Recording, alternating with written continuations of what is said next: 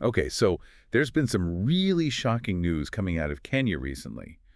A death in police custody. Yes, and it's put a very senior police official under, well, intense scrutiny, hasn't it?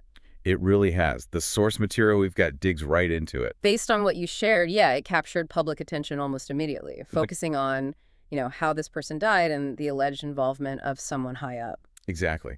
So for our deep dive today, we're looking into that source material. It's all about the mysterious death of a social media influencer, Albert Ojwang. Mm-hmm. And tied into that, some pretty serious allegations against the Deputy Inspector General of Police, Eliud Lagat. Right. So our goal here is really to unpack what this material presents, the sequence of events it lays out. And the different stories about what actually happened when Ojwang was detained. Exactly.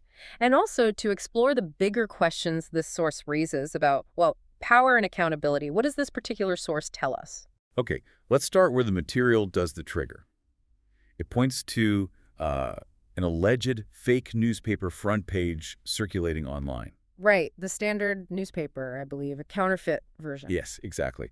With a headline like Mafia Cope, accusing a senior officer of corruption, buying property overseas, that sort of thing. And then the source connects Ojwang and a friend of his, Kelvin Moende, to sharing this fake page, suggesting that's what set everything off. Yeah, that seems to be the starting point, according to this material. But here's a detail the source really flags. Okay. The Inspector General of Police, Douglas Kja, apparently confirmed something crucial in a media briefing. Which was? That the Deputy Inspector General, Eliud Lagat, the person whose reputation was supposedly attacked by that fake page, was himself the one who filed the complaint. Wow. Okay, so the complainant is the Deputy IG himself. According to the IG, as reported in this source, yes. Well, that immediately brings up the whole conflict of interest question, doesn't it? Absolutely. And the source explicitly states that Deputy IG Lagat personally ordered Ojwang's arrest. For publishing false and defamatory content about him. That's what the material claims. The IG confirmed the complaint came from the Deputy IG, and the investigation went from there.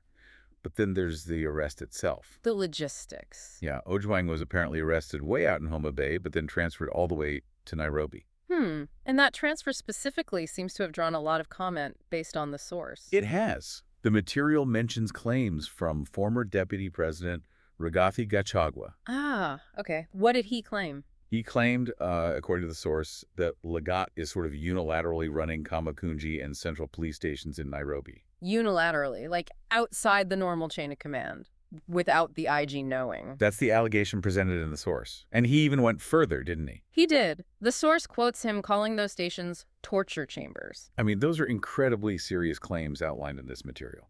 Starkly different from the official account. Very different. The official police story given by the Inspector General is quite straightforward on the surface. Right.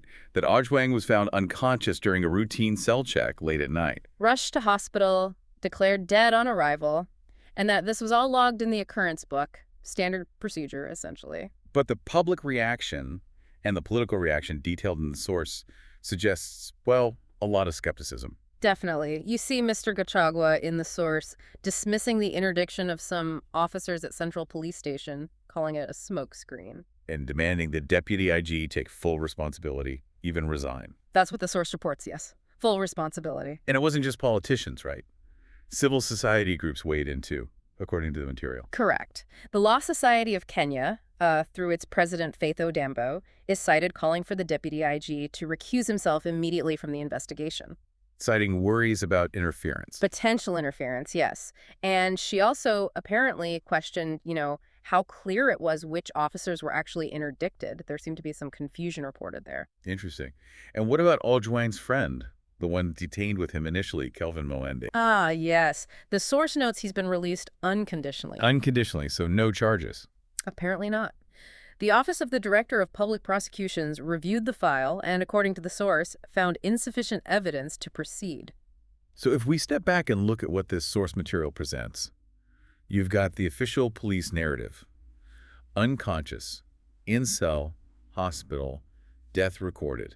Simple, if tragic. But then layered on top of that, you have these really serious allegations highlighted by the source. Yeah, a high-ranking official allegedly being the complainant and ordering the arrest related to his own case. Claims of specific police stations operating outside normal oversight, even being called torture chambers. And strong calls for recusal and resignation from political figures and legal bodies. So the core conflict this source reveals is really stark. It's the official account versus these deep concerns about potential abuse of power, conflict of interest, and a lack of transparency. It definitely forces you, as the reader or listener, to weigh these different narratives presented in the material. You start with that alleged trigger, the fake newspaper. Leading to an arrest allegedly ordered by the person targeted by that paper. Then the death itself, followed by these sharply conflicting accounts and demands for accountability. It's a complex picture painted by this source. It really highlights the dynamics of authority, how information flows or is controlled, and obviously the tragic human outcome. Indeed. So here's something to think about, based purely on what this source highlights. If, as alleged in this material, a senior official ordered an arrest stemming from a complaint about their own name being tarnished, what does that scenario as presented here suggest to you about how personal grievances might intersect with official power? Something to mull over.